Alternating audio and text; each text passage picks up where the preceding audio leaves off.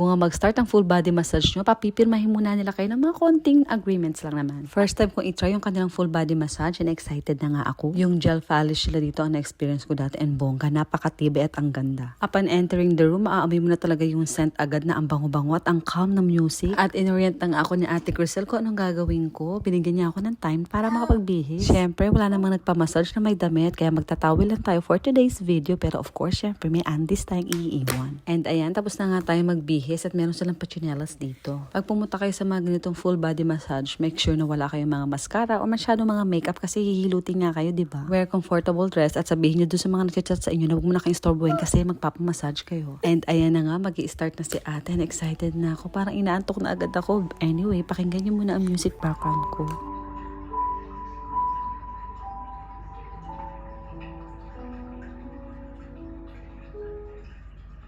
At ayan na nga mga friendship, masyado na tayo